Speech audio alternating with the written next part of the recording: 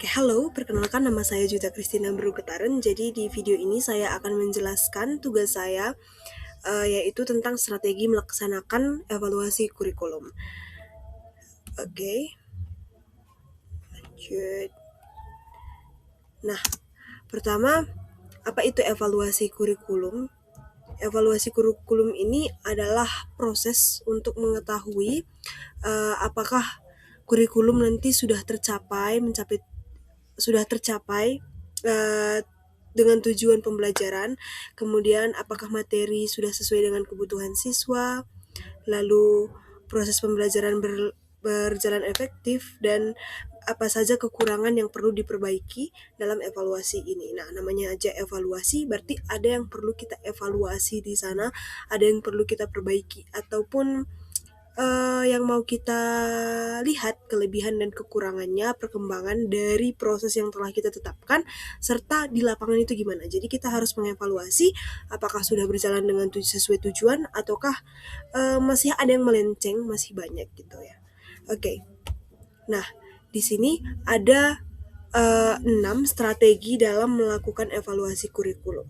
Yang pertama itu ada tujuan, mengumpulkan data, mengevaluasi komponen kurikulum, menganalisis hasil, serta menentukan perbaikan dan tindak lanjut yang terakhir nantinya. Oke. Yang pertama yaitu tujuan.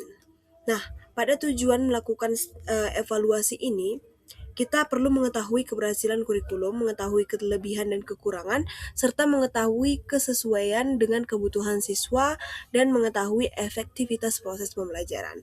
Nah, kita harus menetapkan tujuan kita pertama. Kemudian yang kedua yaitu mengumpulkan data-datanya.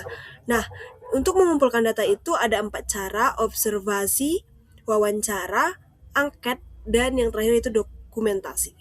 Nah, pada observasi ini, kita mengamati proses pembelajaran secara langsung. Bagaimana pembelajaran itu terjadi, tujuan yang sudah kita tetapkan itu gimana nih, yang telah kita susun itu. Kemudian wawancara ini bertanya kepada guru. Siswa maksudnya, sorry. Guru bertanya kepada siswa tentang pemahaman dia mengenai materi yang sudah dijelaskan. Kemudian angket ini mengumpulkan pendapat atau pengalaman siswa. Dan yang terakhir dokumentasi, melihat modul ajar, hasil belajar, dan dokumen pembelajaran. Yang ketiga yaitu mengevaluasi komponen kurikulum. Nah, komponen yang dievaluasi itu termasuk tujuan, materi, model atau metode, media, dan asesmen, serta alokasi waktu. Biasanya nih, misalnya materi pembelajarannya gimana? Gimana cara kita, metode kita yang lebih efektif? Kalau kita udah evaluasi, tadi dari hasil pengumpulan datanya, kita sudah tahu dong, kalau sebagian besar siswanya itu nggak paham, berarti metodenya ada yang salah. Kemudian medianya, mungkin medianya kurang menarik, sehingga metodenya, modelnya itu tidak berjalan dengan tujuan yang sudah kita tetapkan. Kemudian asesmennya, media asesmennya gimana gitu, pertanyaan-pertanyaannya gimana, sudahkah dilewati oleh siswa dengan dapat terlewati dengan mudah ataupun sulit, ataupun ya masih banyak yang nggak paham. Di sinilah nanti di mengevaluasi, di sini di hasil datanya itu kita evaluasi gitu. Kemudian alokasi waktunya, apakah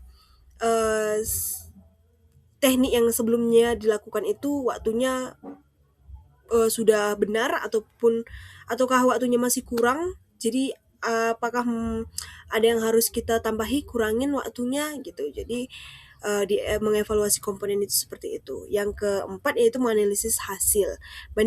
Kita membandingkan tujuan yang direncanakan, proses yang dilaksanakan, serta hasil yang dicapai. Identifikasilah kelebihan, kekurangan, faktor pendukung, serta penghambatnya. Apa nih kelebihan model kita sebelumnya? Apa kelebihan metode kita, tapi apa kekurangannya juga? Faktor apa yang menghambat, yang membuat siswa menjadi kurang minat, ataupun menghambat siswa dalam memahami gitu. Jadi kita harus melihat hasilnya. Kemudian yang kelima yaitu menentukan perbaikan. Jika ditemukan masalah, maka harus dilakukan perbaikan materi pembelajaran, penyesuaian metode, pengembangan media, perbaikan sistem asesmen, serta penyesuaian pembelajaran dengan kebutuhan siswa. Jadi memang menyampaikan pembelajaran itu harus sesuai dengan kebutuhan dan karakter siswa. mungkin siswanya itu aktif secara kinestetik, jadi kita harus memang ekstra dalam mengajar gitu. Jadi perbaikan-perbaikan inilah yang diperlukan dalam melakukan evaluasi. Kemudian tindak lanjut menerapkan hasil perbaikannya tadi. Setelah kita dapat tadi perbaikannya itu gimana, kita evaluasi komponen-komponennya tadi, kita tetapkan hasilnya dengan melakukan monitoring, melihat perubahan hasil belajarnya. Yang telah kita evaluasi tadi, kita lihat gimana perubahannya, berpengaruh nggak gitu. Kemudian kita evaluasi kembali, lakukan seperti yang tadi, kita kumpulkan lagi datanya, kemudian kita evaluasi lagi, hasilnya lihat lagi dan perbaiki lagi. Kemudian menyempurnakan kurikulum secara berkelanjutannya. Ini bakalan terus sebagai siklus strategi melakukan evaluasi kurikulum. Nah, untuk contohnya, saya sudah sediakan ini RPP yang sudah saya susun, RPP atau modul ajar.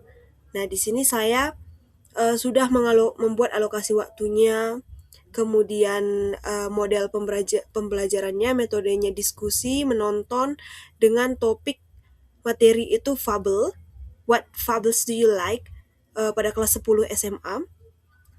Kemudian saya sudah menetapkan sarana dan prasarana. Di sini tuh medianya apa saja, kemudian capaian pembelajarannya, tujuan pembelajarannya seperti mahasiswa dituntut peserta didik diharapkan mampu mengidentifikasi pengertian karakteristik fabel, kemudian tokohnya, settingnya. Nah, di sini semua tujuan pembelajarannya, tujuan materinya itu dapat tersampaikan, harapan saya, dengan cara melakukan metode diskusi, menonton secara berkelompok, nanti akan mengidentifikasi orientasi, komplikasi, dan resolusinya masing-masing, serta moral value dan juga language feature-nya.